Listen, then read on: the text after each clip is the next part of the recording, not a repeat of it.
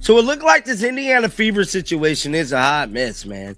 I'll be one of the first people to tell you, once I got off live stream last night, I received a treasure trove of DMs of people analyzing and lip reading exactly what Caitlin Clark talked about. Well, if you guys watched the stream last night, we was one of the first people to break that story down and pretty much say, hey, something's off here. Something's look a little wrong. So from what I've heard from several credible people is that the play was supposed to be the same play they ran against Washington when Caitlin Clark won the game and hit the logo 3.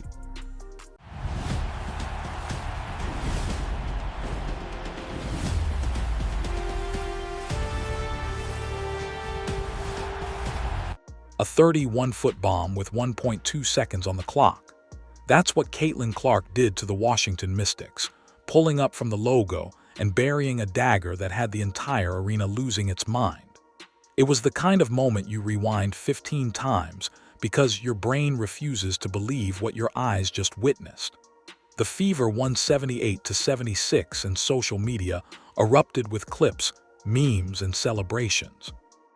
But underneath all that hype, a quiet storm was already forming, because the second that buzzer sounded, fans started asking one very uncomfortable play was supposed to be the same play they ran against Washington when Caitlin Clark won the game and hit the logo 3.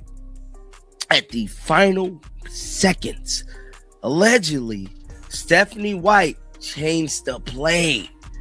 And basically, I believe Maisha Hines-Allen decided to pass it to Kelsey Mitchell. Now, at the conclusion of that play, we see Caitlin Clark walk to the bench. Stephanie White said, it's going to be okay. Caitlin Clark said, no, it's not. But something I have given question. Was that play even designed for her? The speculation exploded overnight. Sophie Cunningham posted something on Instagram that made it look like the play was originally drawn up for Kelsey Mitchell, not Clark. Fans grabbed that post and ran with it, building an entire conspiracy around the idea that the coaching staff was deliberately keeping the ball out of Clark's hands. The narrative was juicy and it spread like wildfire. But then Cunningham came back and shut it all down.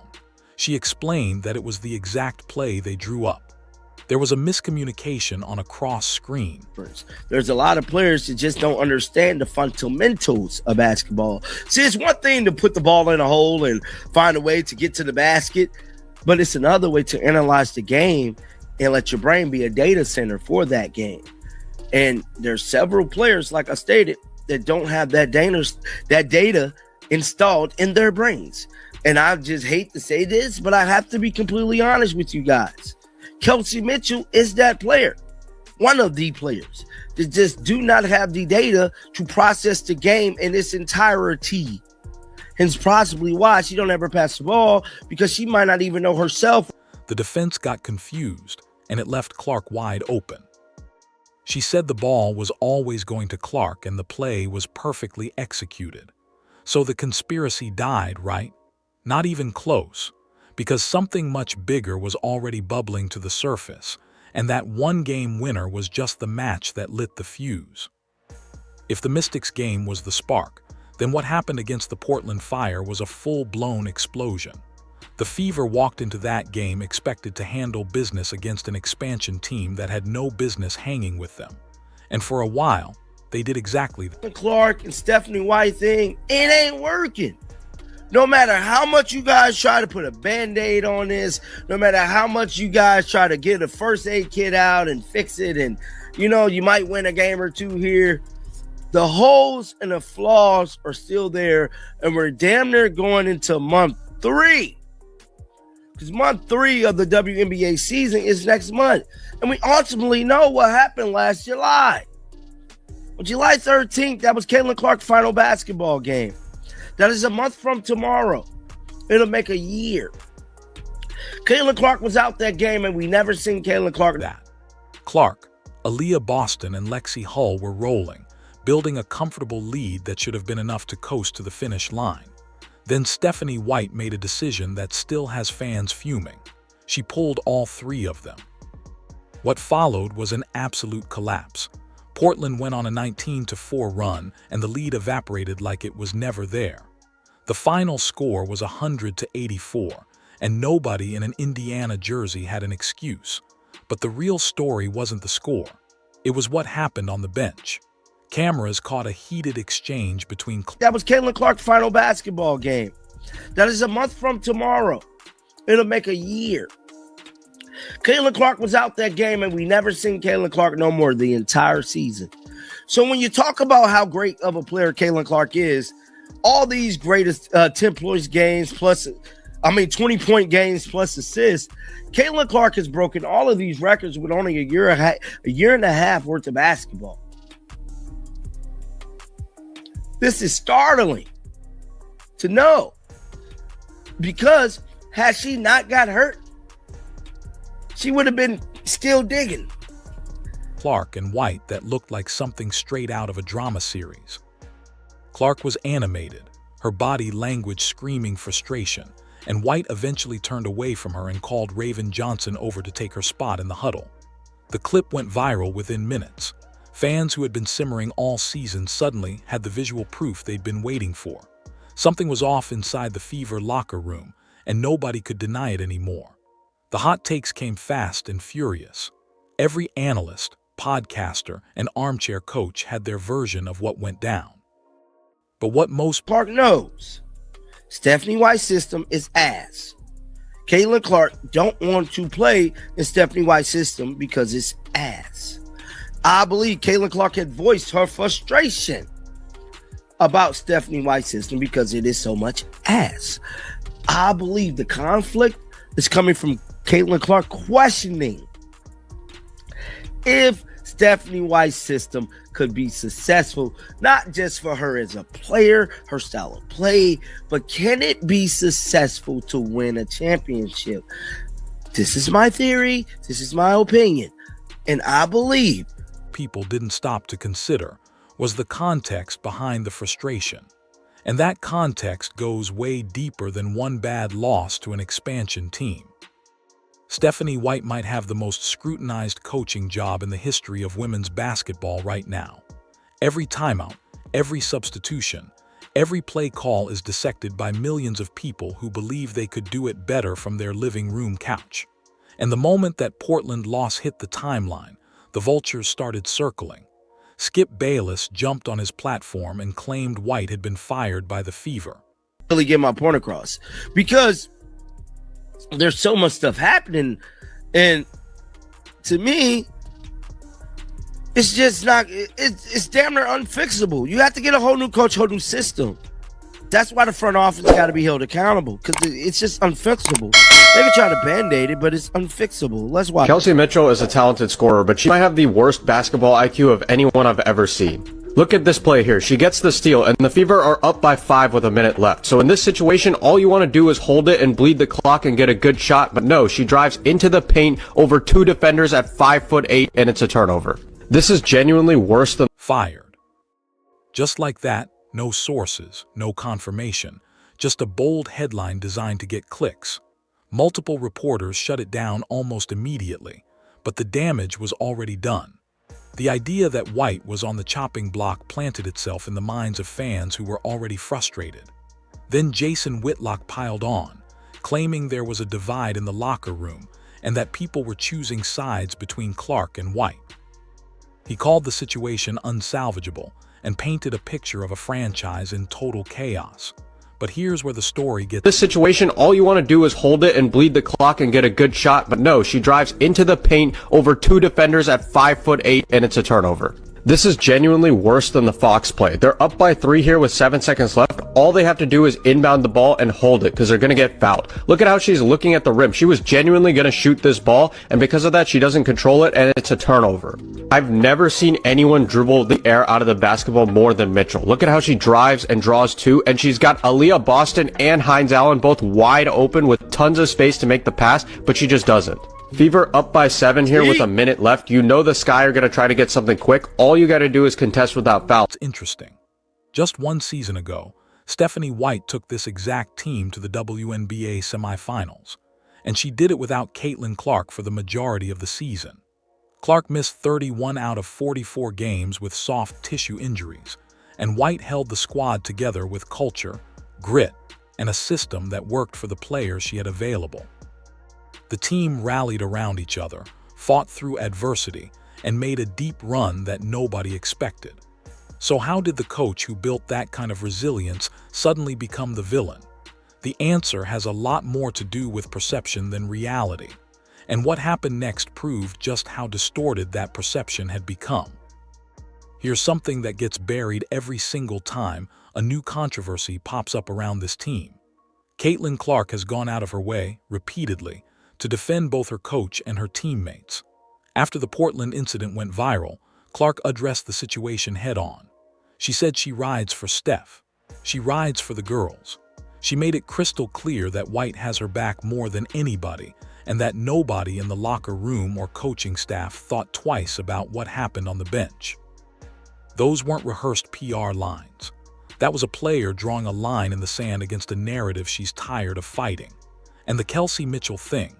The idea that Mitchell is freezing Clark out or deliberately ignoring her has become one of the most persistent conspiracy theories in women's basketball.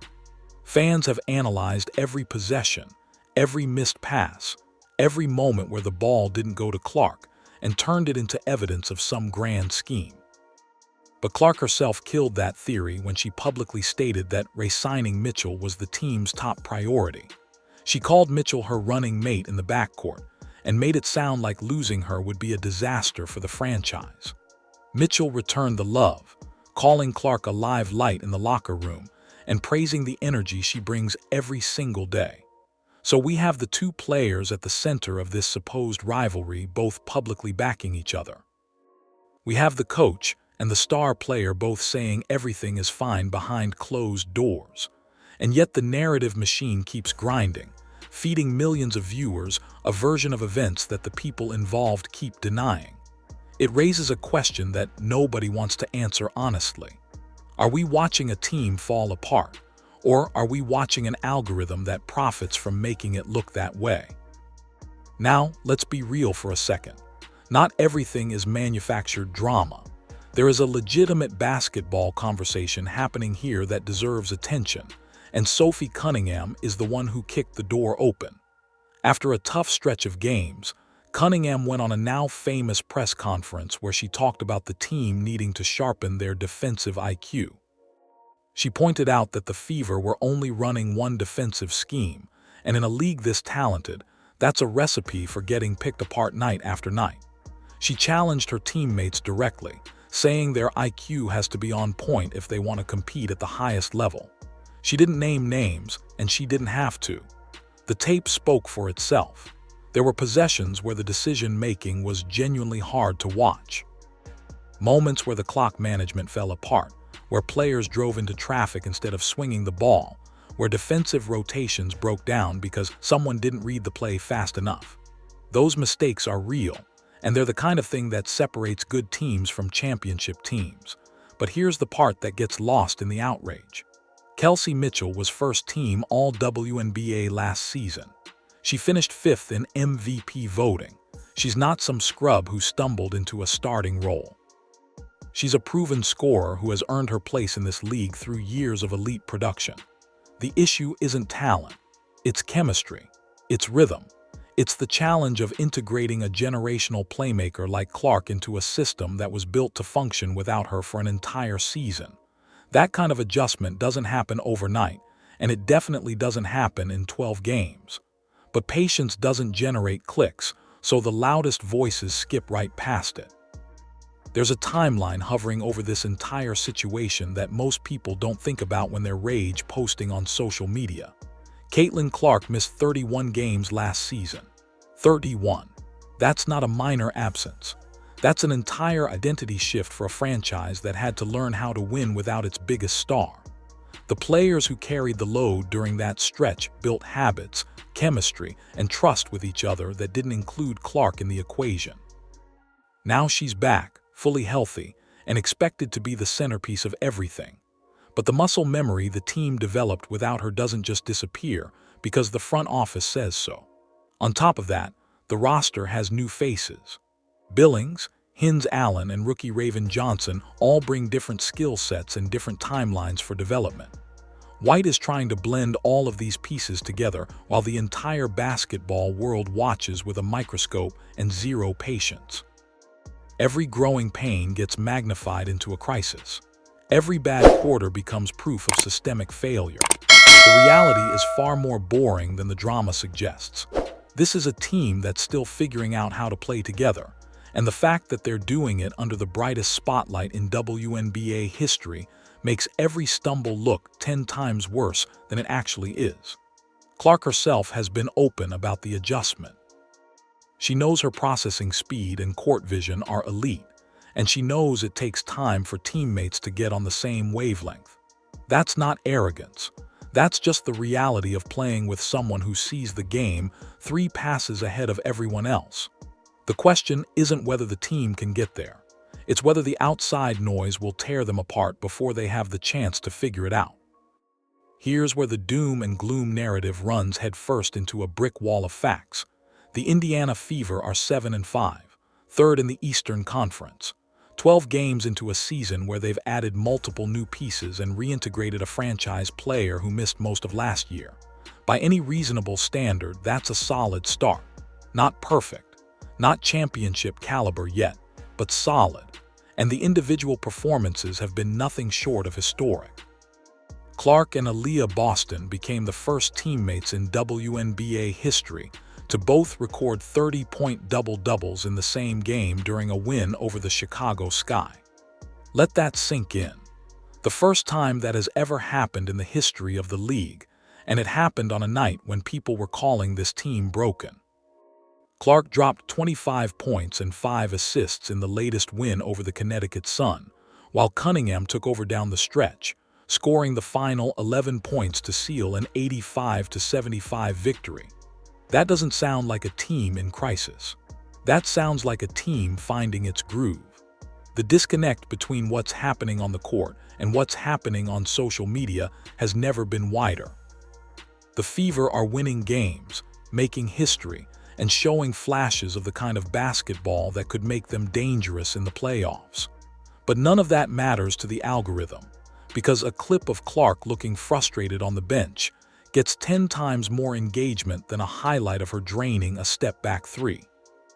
The incentive structure of modern sports media is working against this team, and every person who shares a rage clip without context is adding fuel to a fire that the players are desperately trying to put out.